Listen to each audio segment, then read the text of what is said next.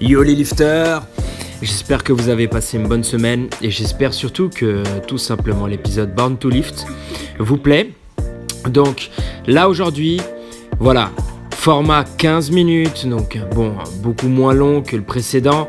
J'ai donc décidé de tout simplement raccourcir les trainings, les trainings que je vous montre bien sûr. Donc la semaine dernière, je vous ai montré à peu près tout ce que j'ai fait. Et là, je vous montre que 2 trainings très intéressants. On va se focaliser donc sur le premier tirage aujourd'hui. Je vais vous parler un petit peu plus de ce premier tirage là, qui est mon point faible. Donc là, cette semaine, j'ai vraiment accentué sur le premier tirage. Vous savez, c'est tout simplement la première phase, c'est la plus importante. C'est celle où vous devez emmener la barre au point de puissance pour pouvoir tout exploser. Et malheureusement, c'est mon point faible parce que j'ai un problème de synchronisation. Je tire en arrière avec mon dos, avec mes bras, au lieu de d'abord me focaliser sur une puissante poussée de jambes pour ensuite envoyer tout le reste. Donc là, j'étais tout simplement en train de travailler mon jeté. Ok, donc je travaille l'extension du mouvement, la rapidité. Donc petite parenthèse, pour travailler la rapidité d'un mouvement, l'explosivité, vous devez tourner sur une charge 60-50% à peu près et essayer de faire le mouvement le plus vite possible tout simplement. Donc là, je travaillais un petit peu ma flexion de jambe en faisant du squat et tout simplement... Et j'avais oublié que j'avais balancé cette partie, donc très intéressant. Vous savez, tout ce qui est développé nuque, développé clavicule ou overhead press, etc. Donc moi maintenant, au lieu de les faire debout, je les fais directement en position, en posture d'haltérophilie. Ok, comme ça me permet, donc déjà ça rend l'exercice plus difficile et ça me permet aussi de développer plus de force parce que la position est moins confortable et tout simplement d'enregistrer au maximum cette posture, de la renforcer au maximum pour pouvoir tout simplement être très solide lors de la réception, que ce soit à l'arraché ou que ce soit tout simplement au jeté. Là, c'est au Fitness Park d'Hydro.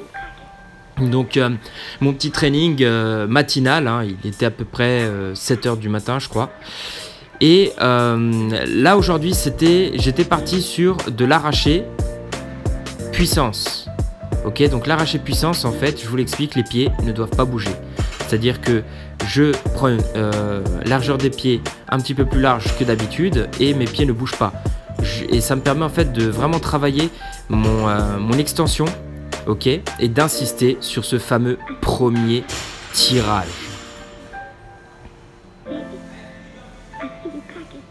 Donc là, je pars sur une routine où je vais commencer mes séances avec 3 exercices d'haltérophilie. Donc je vous la partagerai si jamais vous voulez, vous me le balancez sur les commentaires et je vous partage ma routine, voire à la limite sur le prochain Born to Lift, on peut faire un petit focus sur ma routine. Donc je commence par 3 exercices d'haltérophilie, un exercice lourd donc qui va vraiment solliciter beaucoup mon système nerveux. Cet exercice-là devra être aux alentours de mes 80% voire 90%. Donc au niveau de la récupération, il n'y a aucun problème. Bon, peut-être qu'au début, il faut de l'adaptation, mais ça roule tout seul juste après. Il faut juste pas trop se cramer et ne pas chercher l'échec dans la partie musculation. Et puis c'est bon. Donc là, voilà, super intéressant. Exercice qui va beaucoup m'aider donc dans la phase du premier tirage. Là, ce que je vous montre, donc c'est du tirage d'arraché sur les plots. Donc, sauf que là, il n'y a pas de plots. J'utilise les racks du squat. La cage à squat, pardon. Et en fait, cet exercice-là est excellent. Il va vraiment me permettre de travailler donc cette posture et puis cet engagement de jambes qui est vraiment très important. Donc les gens peuvent croire qu'on donne un coup de bassin, mais en fait pas du tout. C'est l'extension totale du bas du corps qui en fait donne cette illusion-là. Et là j'étais à 110. Bon, le problème c'est que le matos il est pas top, ça bougeait un petit peu trop.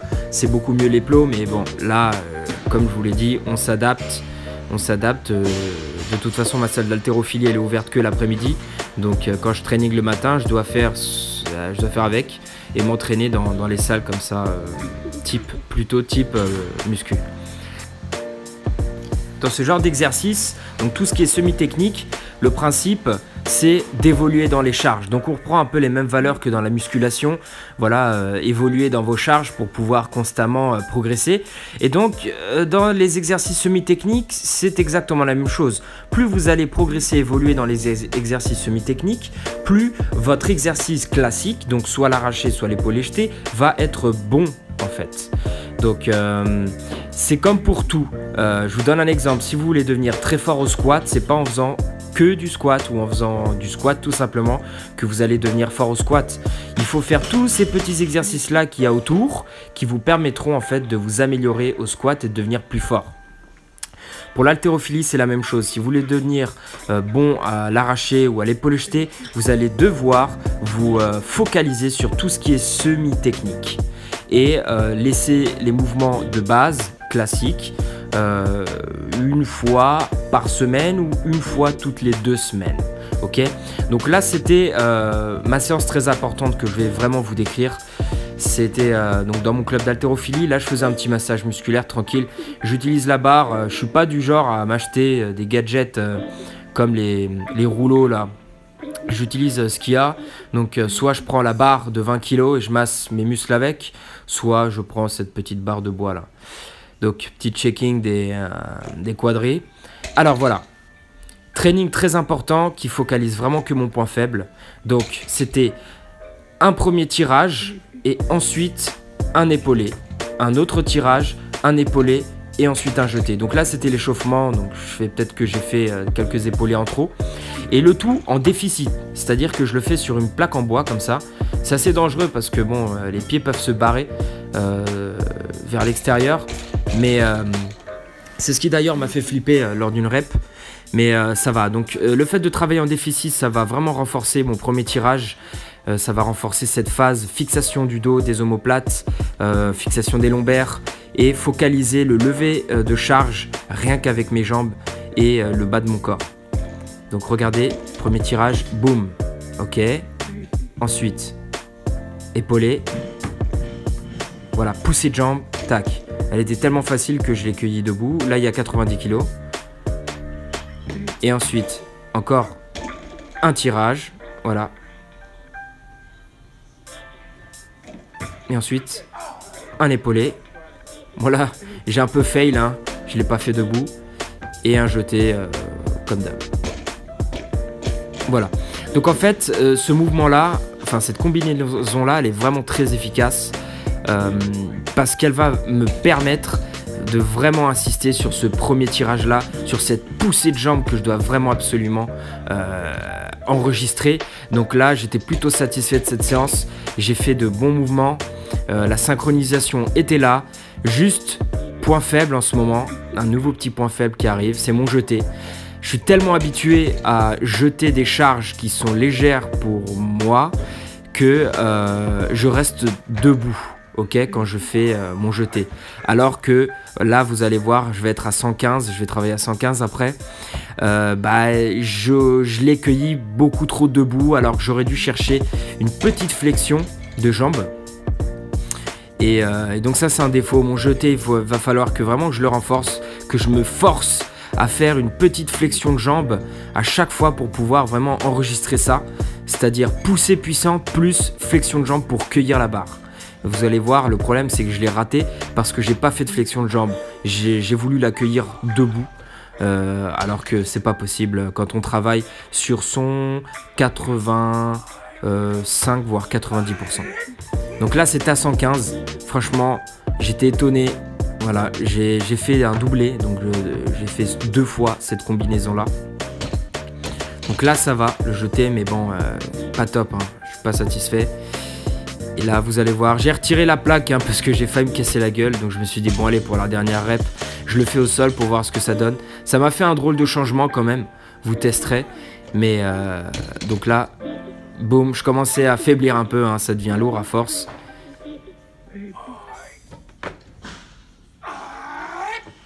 Voilà, j'ai fait un saut en avant hein, qui m'a encore une fois de plus étranglé la gorge. Vraiment le truc qu'il ne faut pas faire. Mais comme je vous l'explique, c'était une séance point faible. Donc vraiment très difficile. Et là, voilà, en fait, le problème, tout simplement, c'est que je ne me suis pas glissé sous la barre. J'ai juste poussé. et j'ai voulu limite développer la charge. Alors que bon, mon max au développé militaire c'est 100 kg.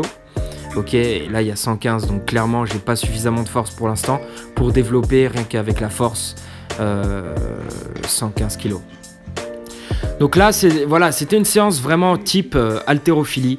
J'ai fait tout simplement 2 exercices. Là, vous allez voir, je vais faire du tirage, encore du tirage d'épaulé des plots, ok, à 160 kg. Donc ça, c'est une séance type haltérophilie. Vous savez, en haltéro, on peut tout simplement se contenter de faire 2 à 3 exercices.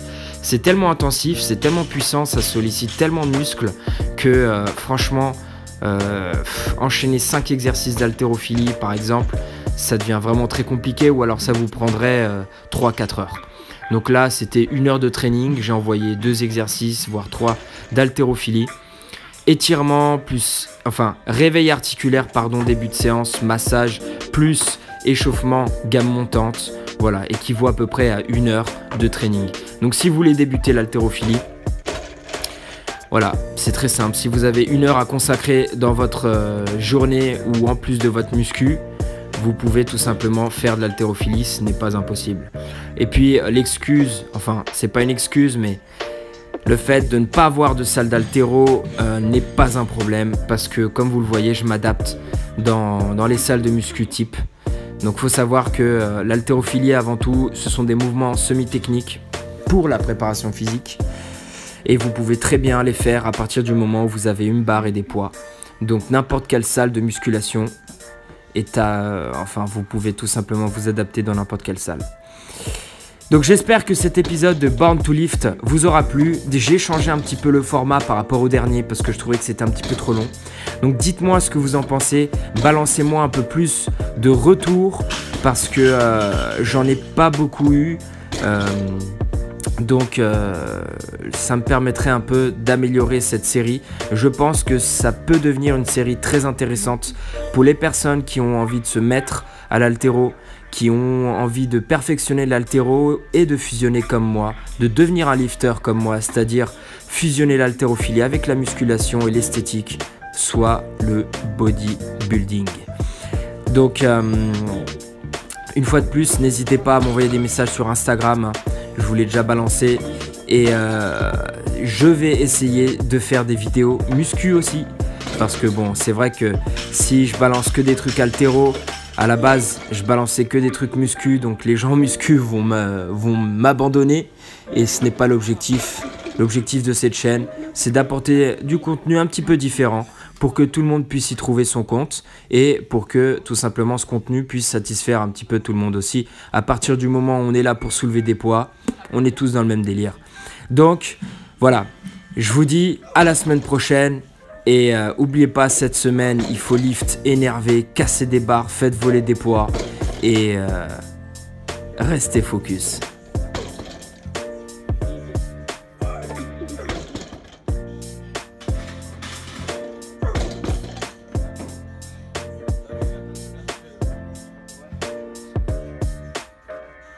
Hey.